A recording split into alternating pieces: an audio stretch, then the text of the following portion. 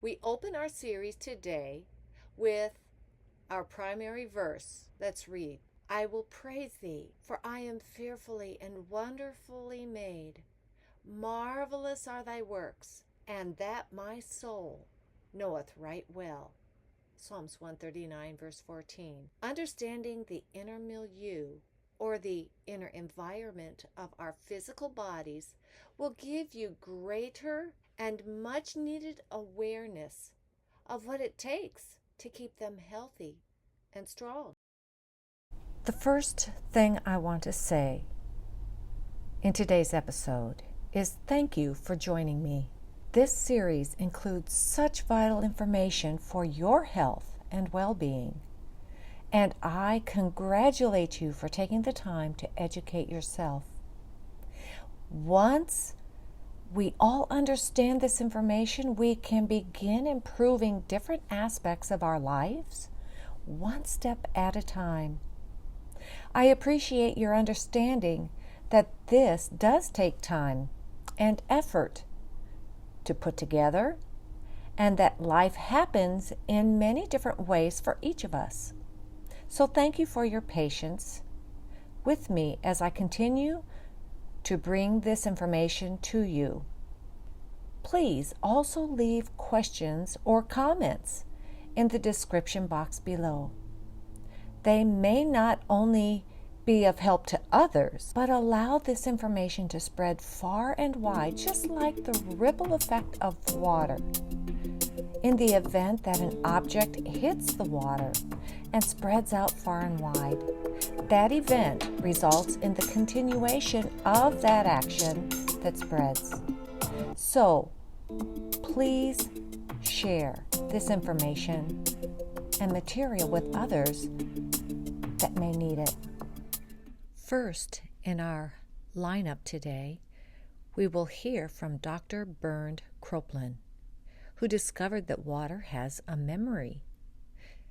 Dr. Bernd Kroeplin is a professor who discovered the world in a drop and water's 7 secrets.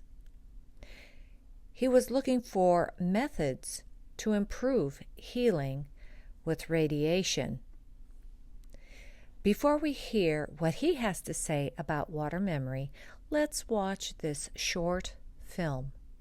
Then we will automatically go to Dr. Kroeplin's visual discoveries.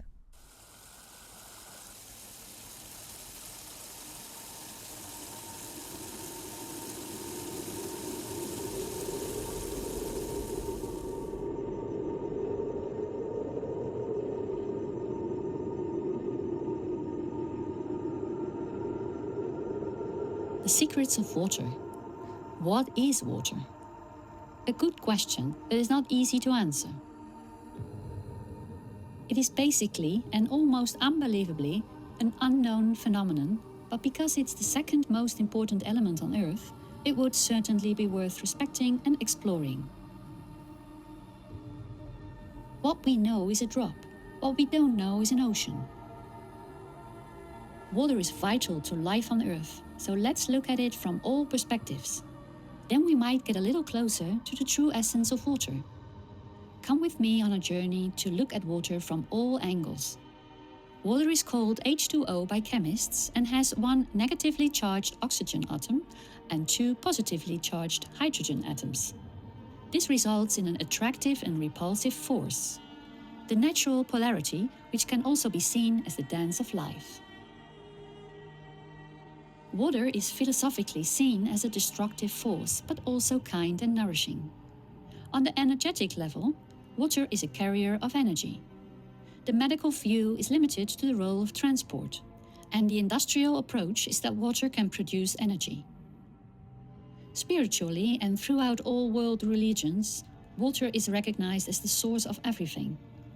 Scientifically, however, water is definitely a rebel and drives researchers crazy because it behaves differently from other substances on almost all levels, like expanding in the cold, losing weight in solid form, and freezing from top to bottom.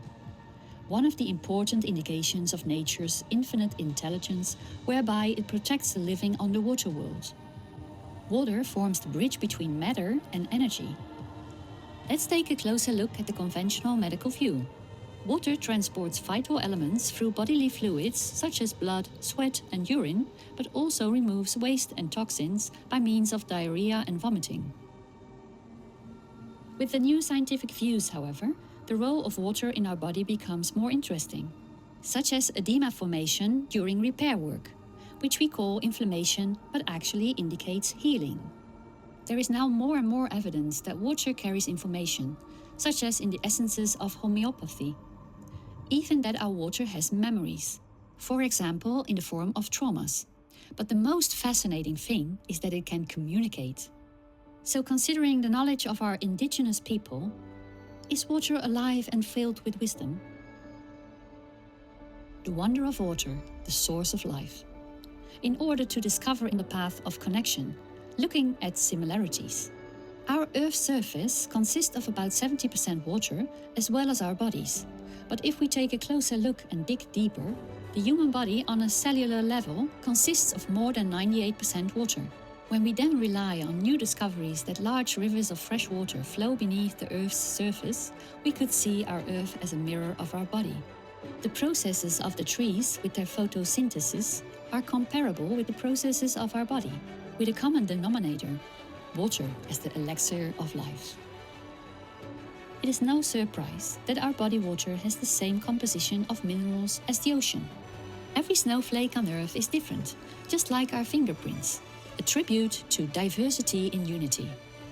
Thinking out of the box, our body is a waterscape full of rivers and waterfalls, and is only a tear or wound away from leaking. Water is the blood of the earth. Life evolves in a circle, as does the cycle of water. The quantity of water does not change, only the form, which gives us a feeling of endlessness. Everything is part of this cycle and has an influence on each other. If we honor this cycle of nature and reconnect with it, we will experience paradise on earth. Water is a great teacher. It shows us how to flow, connecting all. A drop in the ocean in a drop. We get to know this special property of water better when we look at the fourth aggregate state of water. So far, we have always learned that there are three phases of water: solid, liquid, and gas. But Professor Pollack from the University of Washington has discovered a fourth phase, the structured water. This special form of jelly-like water, which has dozens of names, is formed on natural water-loving surfaces such as arteries, veins, and leaves. Professor Pollack visited me in the Water Castle of Europe, and he was excited about our glaciers, sources, and large amount of fourth phase water. Some of the names are exclusion zone, structured, crystalline, plasma, gelled, hexagonal, and coherent water. This special water is also found in our bodies and has special properties, such as that of a battery, the so-called free energy where everybody is looking for. We find it in our cells, each with the potential of 1.4 volts, with the switch to turn it on and off being our consciousness. It has a higher viscosity, so the dream of walking on water could finally come true. It creates a clean zone and therefore ideal for detoxing. All in all, this structured water optimizes internal communication, transport quality, and healing processes. This water answers many questions and solves most of our problems, and responds positively to frequencies, tones, sounds that energize our body fluids. With our consciousness as a conductor, we take control of our body environment by humming and singing. I treat water with respect and gratitude, because for me water is the expression and essence of life. Is named Professor Bernard Kroeplin, and he conducted his own water experiments that showed similar results to those of Masaru Emoto. Only Kroeplin's experiments were done in a more controlled scientific setting. Here are his results. This is the water lab of Professor Dr. Bernd Kroeplin and Regine Henschel in Stuttgart, Germany. The aerospace researchers found out that water has a memory and stores information. They researched over 18 years in their water lab, World in a Drop. Now they are going to show you some of their results. After we have made droplets, on our glass plate, and then the droplets dry, and they look like this. And you cannot see anything. And then if you take photographs with a dark field microscope of these droplets, then what do you expect? I have expected to see a chaos. But you don't see a chaos. Each drops look like this. And because these has been water of the Lake of Constance, so see on a nice picture from the droplets of the Lake of Constance, we call this the face of the water. So the Lake Constance seems to have a face. And not only the Lake Constance has a face, see here a number of faces: tap water from Stuttgart, lake water from Berlin, Tibet water, holy water, tap water from Beijing, Gordon Glacier water. See, all these waters have different images, which we call different faces. And now the interesting question is, can we change these faces? Where do they depend on? And are they ironed for millions of years? No, they're living. So the water takes up information and these faces change, and the water then memorizes what it has experienced during the life of its water.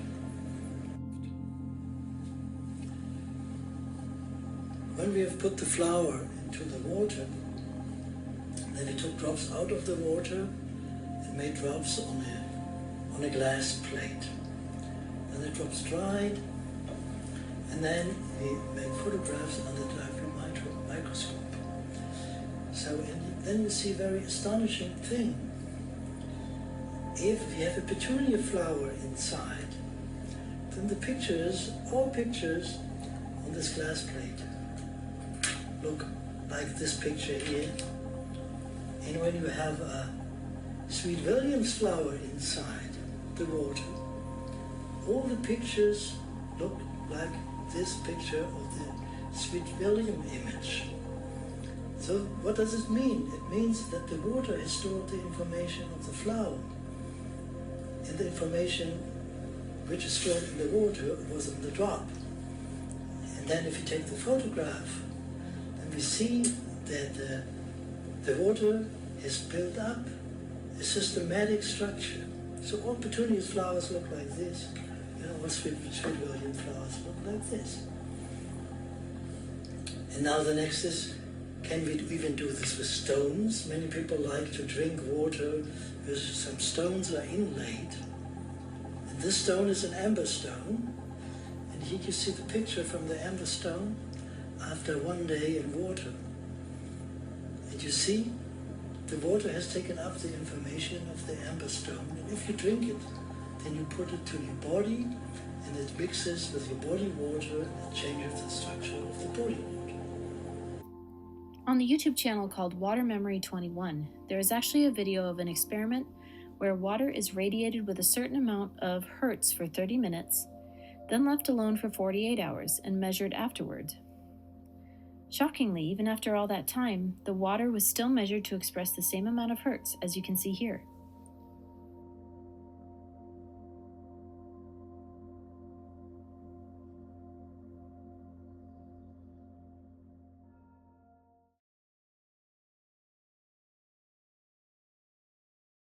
Dr. Gerald Pollack is a scientist recognized worldwide as a dynamic speaker and author, whose passion lies in plumbing the depths of natural truths. He received the first Emoto Peace Prize and is a recipient of the University of Washington's highest honor, the annual Faculty Lecturer Award.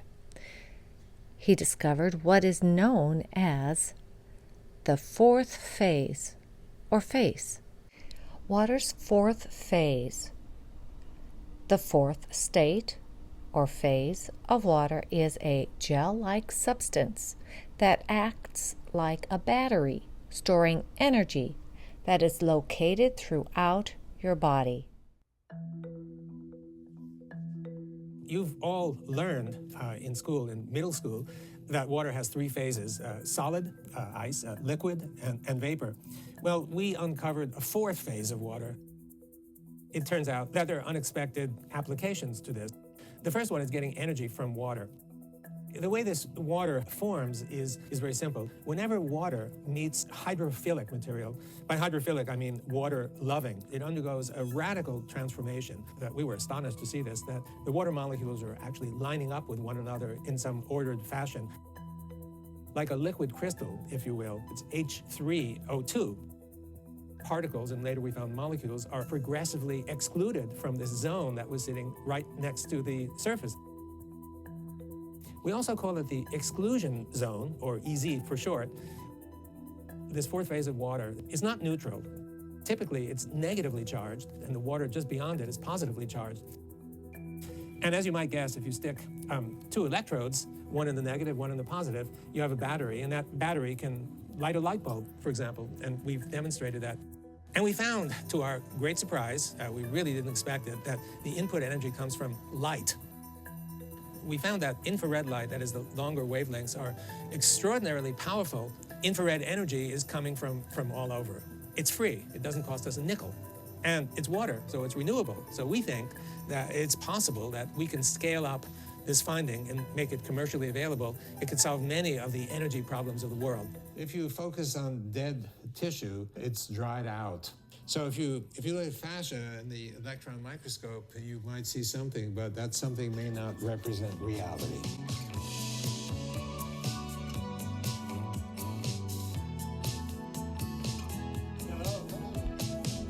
We have traveled to Seattle for an interview with Gerald Pollack, professor of bioengineering and world-leading expert on water and its role in biological systems.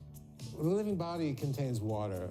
There's so much water in our bodies. You know, we talk about our bodies consisting of roughly 2/3 water, but the 2/3 water is by volume. But if you translate that to the fraction of molecules that are water, it turns out there are a lot of water molecules because they're really small to fill that 2/3 volume. And if you line up all the molecules in the body, or all the molecules, for example, in fascia, you'll find that more than 99 out of 100 are water molecules. Many people have asserted that water is nothing more than a background carrier of the molecules of life. But what we found is that water is absolutely central to everything that happens inside the cell and outside the cell, and in fascia too. Pollack is perhaps most known for his discovery of a fourth phase of water that differs from the usual phases: solid, liquid, and gas. We learned that water has three phases, solid, liquid, and vapor, but we found the fourth phase. But this water is actually, because of the molecular structure, is viscous. So you can take an example, maybe a familiar example, a raw egg. If you open a raw egg and feel the egg white, which is effectively the cytoplasm of the cell, it's not a liquid, it's gel-like. The fourth phase of water, often referred to as EC water, is characterized by a higher density, greater viscosity, and a negative charge compared to regular water. This discovery has opened up new possibilities for understanding interactions between cells and biological materials, and has the potential to significantly alter our understanding of any processes involving water. It's not really a surprise if the water inside the cell is fourth phase water, because fourth phase water is viscous and sticky. It stays inside. And this water, it contains energy. You can't create energy out of nothing. That's a physical law which seems to me reasonable, and I believe it's true. All you can do is convert one kind of energy to another kind of energy.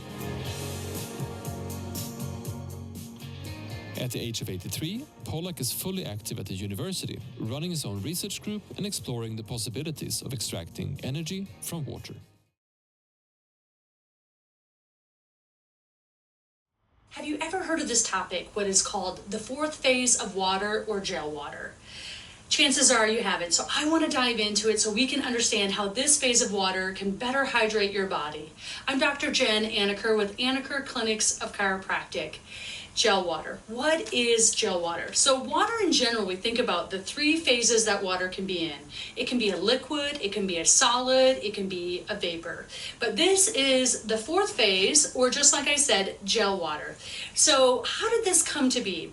There's a researcher out of the University of Washington called Dr. Pollack, and what he found was, again, this fourth phase of water, but what he was researching or looking at in context to how this became, knowledgeable is that looking at what the Incas and the Aztecs, how did they survive those droughts? How did they survive low water years or, areas of the world that they lived in? So they found this fourth phase, or gel water, was in chia seeds and cacti. So I'm going to grab chia seeds so we can talk a little bit about it here. So chia seeds are something that you can use as fourth phase of water. So you can see the seeds here that are dry, and you could add these to various things. I've seen them added into kombucha, yogurt. I took coconut milk and added the chia seeds. So if you think about them, if you've ever seen them, or you can see what it looks like on here, they swell a little bit or create that gel. And so that's one example of what you can use for gel water. A couple of reasons why it's a great tool to use is that it helps your body to stay more hydrated. Because of the fact that instead of that H2 hydrogen and 1 oxygen, or H2O that we know, it actually includes on another hydrogen, so H3, and then O2, so another oxygen as well. So chemically it just is better for absorption, especially onto your fascia and your connective tissues, your ligaments, helps your body again to better absorb, and so helps out with detox. That context of the gel helps your body, that moistening helps again for that better hydration in your body.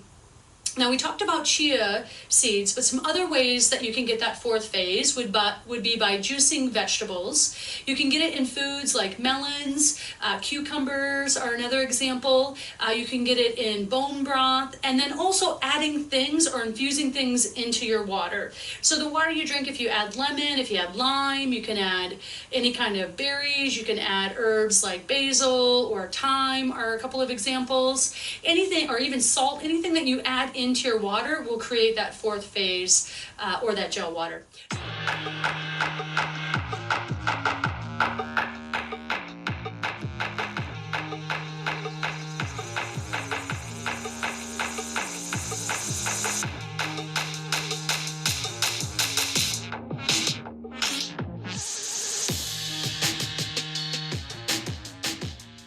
In the history books, they used to have petrified organ syndrome, where people that lived by rivers and streams and just to drink the water, they had so many inorganic minerals in there, which are just tiny microscopic rocks, right?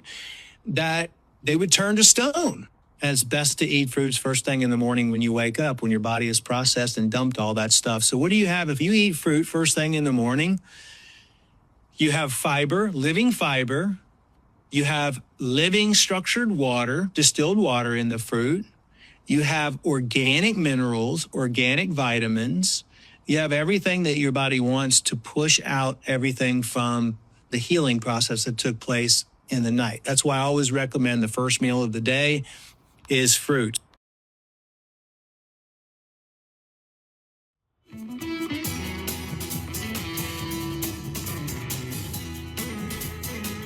All right, now we're going to show you guys how to fillet an aloe vera properly.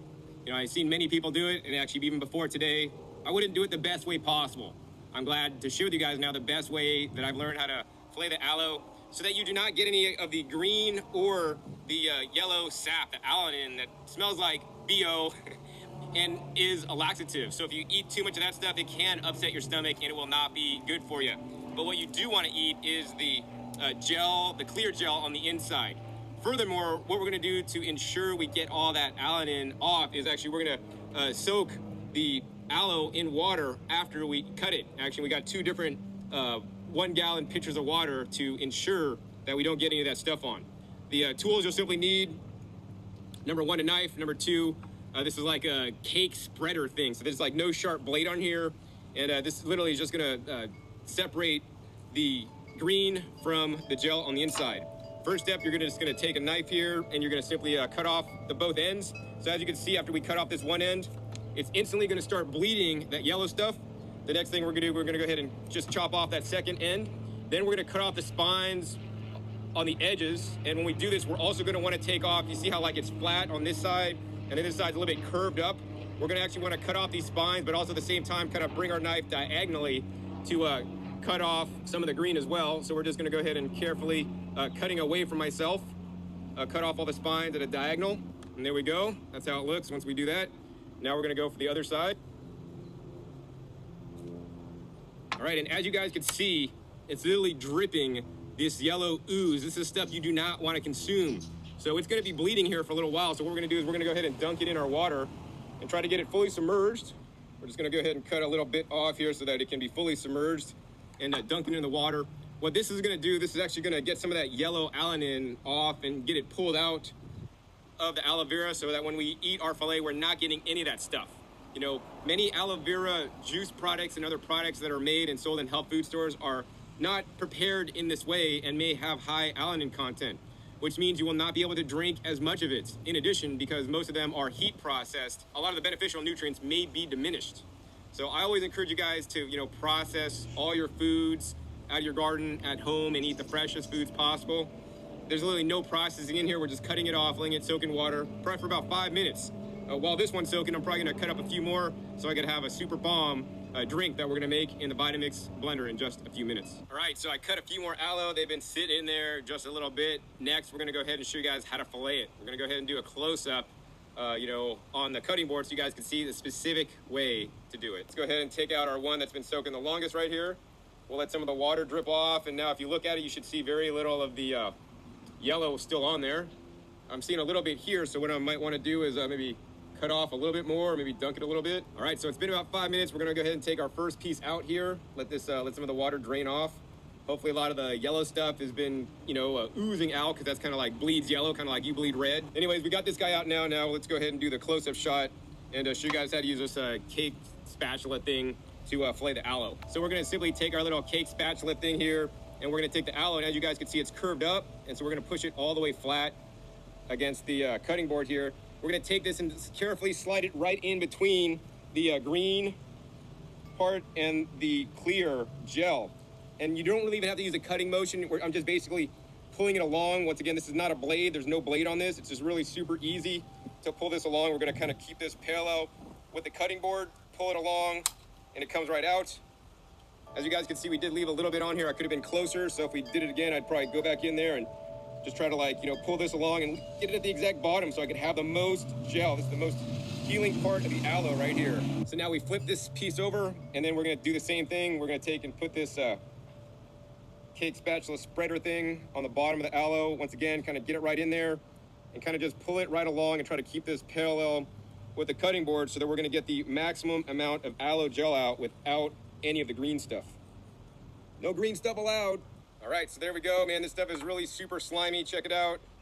We got a nice clear aloe bit. Looks like I left a little bit on there. I was a bad boy. We're gonna go ahead and just take the knife real quickly and cut off some of that stuff. I don't want any of that stuff. Now, once we got it cut and it's basically all this clear goo, we're gonna take our second pitcher and just dunk this stuff in there to get off any of the residual yellow coloring, the alanine, which is, you know, the irritant, which is not good for us. So once again, we do not want to eat that stuff. Once we rinse this stuff out, go ahead and pull it out, and we're all ready to eat. And man, check it out. This stuff is so gooey, ooey. It's gonna go right in the Vitamix. We're gonna blend that bad boy up. All right, I'm gonna go ahead and pull the second piece out. And I want you guys to take a look. I mean, you guys saw what this water looked like before I dropped these pieces in there. I mean, it was totally clear. Afterwards, it's all totally like a yellow color. And you know, this is the stuff you do not want to be eating, and that's why we're soaking it. You know, never before have actually learned this technique of soaking, actually double soaking. This is for the special germaphobes like I am, so they got no contamination of that yellow stuff. So you get the highest levels of the best nutrients without the anti-nutrients. So we're gonna go ahead and use that same technique on this guy. Once again, we're just putting our spatula right down through, literally ripping this right across. Goes really simple, real easy. This is not really any cutting. It's really nice, soft, and gelatinous. Comes right through, real simple, real easy. Flip this bad boy over. We're gonna go ahead and do the back side. Like cutting through the back side right here, right now.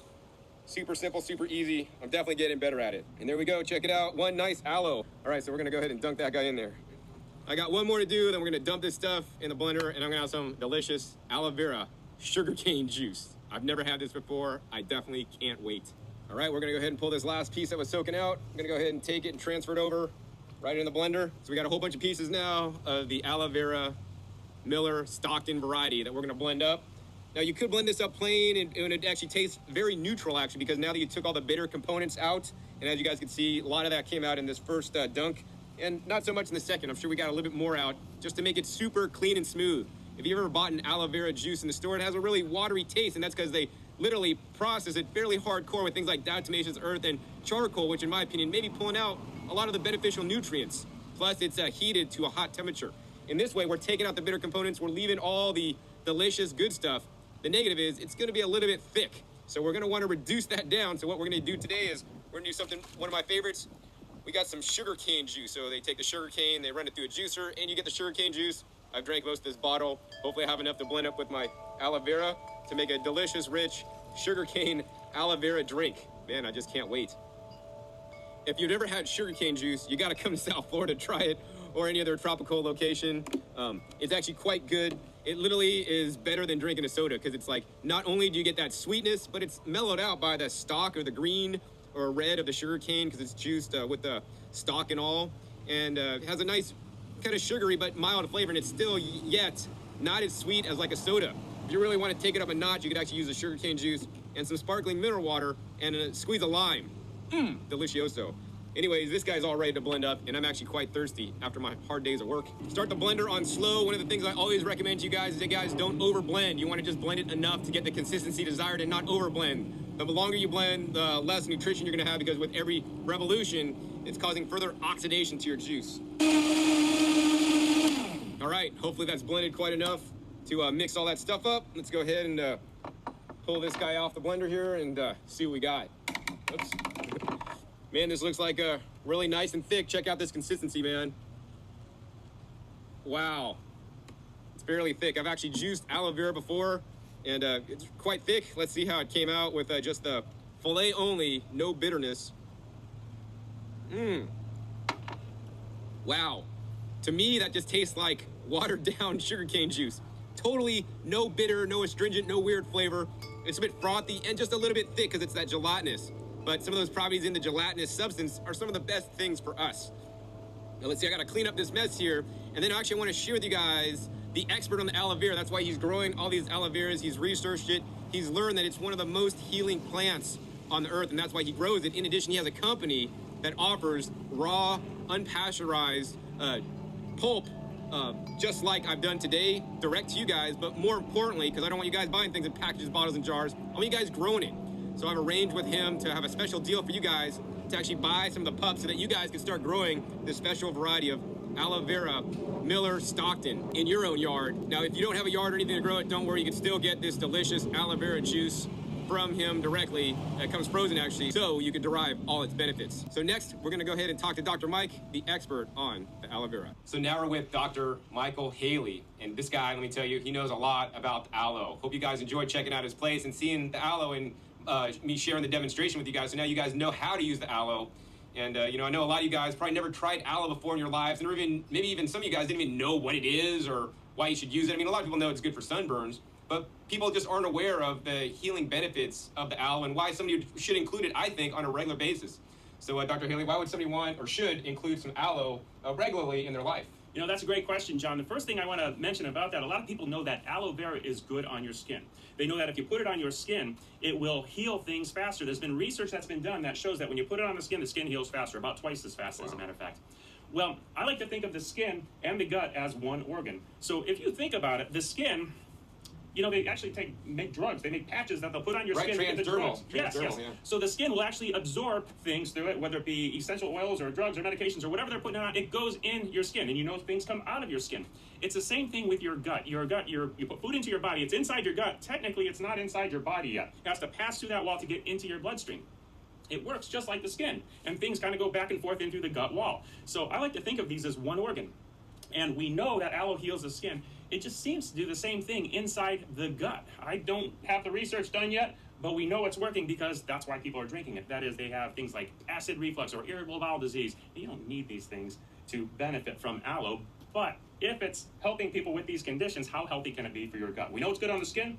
Seems to be doing a wonderful job on the gut. That's probably the number one reason why people are drinking aloe vera. Wow. Yeah, so it's definitely healing for the skin and for the gut, I guess, right? Yeah, that's just the beginning of things. You know, people talk about aloe vera for so many other things than just gut conditions, whether it be Crohn's disease or irritable bowel disease or acid reflux. They're also using it because it seems to actually lower and stabilize blood sugar levels in people that have high blood sugar levels.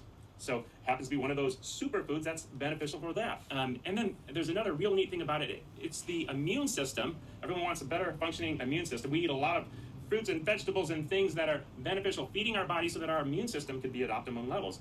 Aloe actually has this one particular nutrient in it. It's called ace-mannan. And if you look up ace-mannan, you'll see that it'll raise your body's tumor necrosis factor. That's actually one of the benefits in the immune system. Tumor necrosis factor, what's that? Yeah. Big fancy word. Tumor, it sounds a little bit like cancer. Yeah. Necrosis is a fancy word that means death to. Oh, wow. So it's tumor necrosis or death to cancer factor. That factor in your body that would kill cancer cells. Naturally. Yeah. Because the aloe vera doesn't do it. It just makes your body maybe more efficient. It just has a nutrient in it that actually causes your body to raise those tumor necrosis factor levels. Now, everybody has cancer cells in them or mutated cells. So it's that part of our immune system that's continually working to get rid of those bad cells in our body, and viruses, of course. So the immunostimulant properties, that's probably another big reason that people drink aloe vera gel.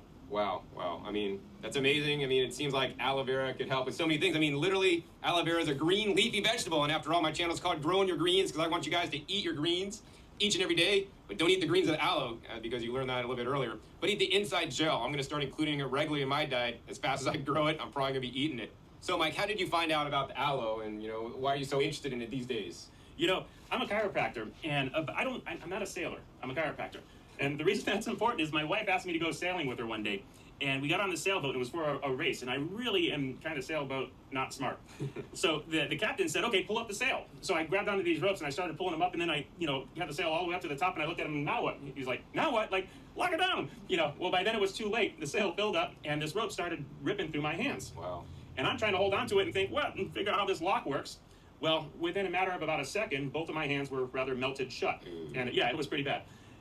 And a chiropractor, this was my living, my bread and butter. This is what I used to work on people with, and I kind of didn't know what to do. One of my patients was this guy, Rodney Stockton. Rodney Stockton, he'd always been telling me about his aloe vera gel, and when he heard what happened to my hands, he said, you got to use this lotion on it. And I'm thinking, really, on bloody, blistered, melted skin? And I put it on there, and 3 days later, I remember looking at my hands and showing them to my wife, saying, look at my hands. They look better than they did before the burns. And it was amazing to me. I'm looking at my hands thinking, they look better. So if it can do this to your skin, what can it do inside your body? Wow. And that's how I found about aloe. And we started drinking it then, not because we had any sickness and we needed to, feel better, or we didn't have any digestive disorders. We didn't have, diabetes or high sugar levels or anything like that. But we just realized if it's this good on your skin, what can it do inside my body? And we already knew people from Rodney that had drank it for their serious health conditions and got better. So it just made sense. Wow, I mean, that's why I eat my leafy green vegetables and a diet rich in fruits and vegetables. And now I'm going to start including aloe because who knows what it does. But if it could make me healthier, I'm definitely all for it. So, Mike, aloe vera sounds like this cure-all thing, like it'll heal all your ails. Is that really true? John, it's funny you ask because I will actually use it to get people's attention when they have serious health problems. Because, believe it or not, the things you put in your body, the food you eat, can make significant changes in the way your body works. But just because it might make you feel better doesn't mean it's a cure-all. We want you to make positive health, dietary, lifestyle changes for the rest of your life. It's not a magic bullet. It's not a cancer cure. It's not a cure for diabetes. It might help with those things, but ultimately, if you're someone that has those conditions, you want to make some serious lifestyle changes. So we tell people how to eat a healthy life. Not only what foods to put in your body, but what things to start avoiding. And that can even be more important sometimes. Again, you guys are doing one of the healthiest things I think you guys could be doing if you guys are already growing a garden and eating the food out of it. So speaking about growing food, Dr. Mike sells actually those little pups. So if you guys want to get some of these pups to grow the special aloe vera Miller Stockton variety, the very variety that I drank in that smoothie earlier that was so delicious, I can't wait to make it again. He's going to offer these guys at a very special price for you guys at literally 3 for the price of 1. So this is a super amazing deal so that you guys can start growing this stuff, so that you guys can start eating this stuff as soon as possible. Let's connect just briefly before we close out for the day. Have you heard of the 4th phase of water? Have you heard about eating your water? And not all water is the same, as you can see. Are you charging your internal battery with easy water or the 4th phase water? I'd like to with this verse, Deuteronomy 30, verse 19. I have set before you life and death, blessing and cursing. Therefore choose life, that both thou and thy seed may live. Until next time, live your best life now. Choose life and blessing today, and live free and to the fullest for His glory.